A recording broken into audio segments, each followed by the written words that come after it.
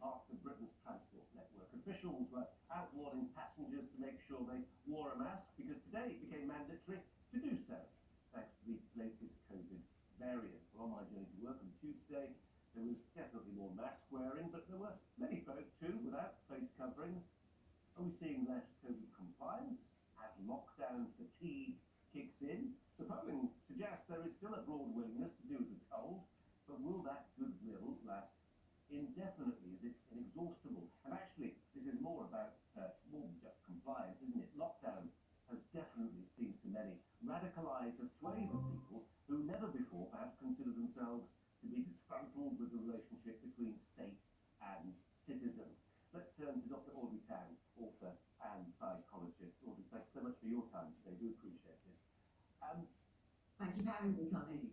Hi. Compliance fatigue, are we seeing it yet? I think we were already seeing it a lot earlier. People are exhausted. We have been living under changing rules, uncertainty for coming on to 2 years now. And a lot of people are actually pushed to the end of their tether. What could have helped them sustain themselves for maybe a year, maybe even a year and a half, that's running very thin. And when we're in survival mode, we do tend to think about ourselves first. So I think the first issue is we are exhausted. But the second issue which comes into that is, where are the results? The sad part is we've been down this road before and we still didn't save Christmas last year. And now we're looking at this and the question mark is raised again. On top of this, humans have a very innate sense of fairness. And if we're complying, but we see government ministers, perhaps other high-profile celebrities not doing so, we do begin to question, well, why on earth am I doing it? And then, of course, the last thing there is knowledge. Do we all actually know where we're supposed to be wearing our masks? That changes. The laws are not always easy to read if you actually look at the minutiae of what's written in the legislation itself. And so there are question marks over our understanding, the fairness, and the exhaustion that we're all feeling.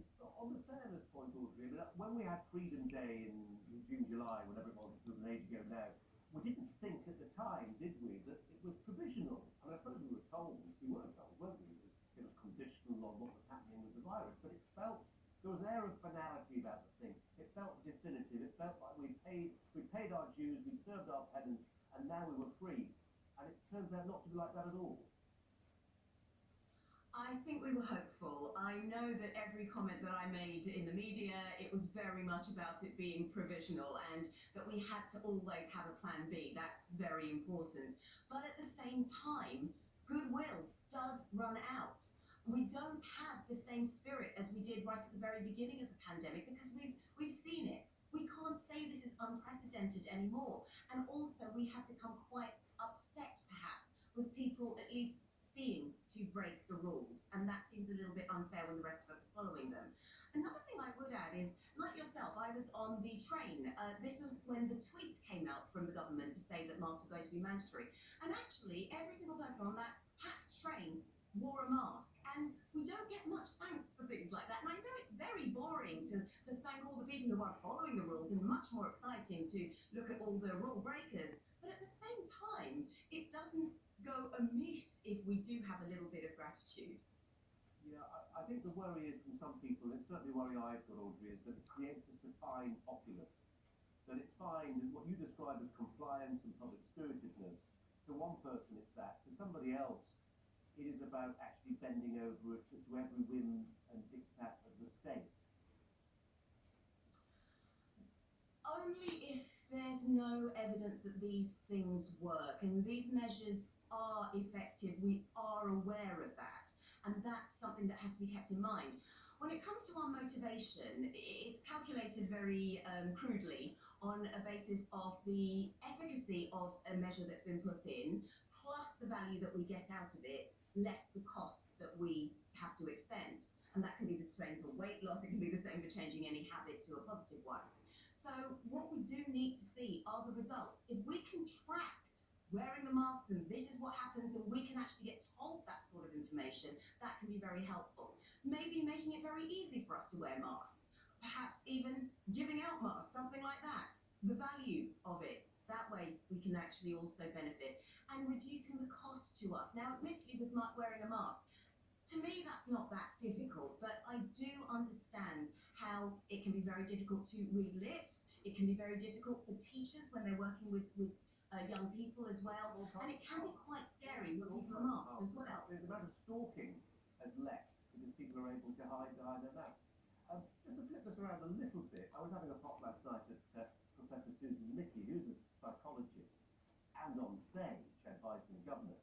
But actually, obviously, part of the calculations about lockdown includes psychology, includes the stuff that you do. And I think back to what Chris Whitty said right at the beginning, that he didn't want to go too hard too early because eventually the patience would start to run out. In a sense, he's been proved right.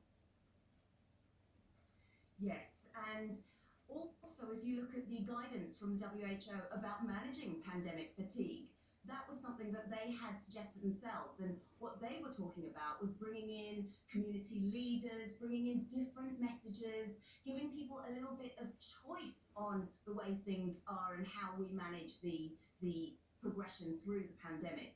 But at the same time, we also have to look at when we don't act fast enough, and that can cause huge problems, such as strain on the NHS.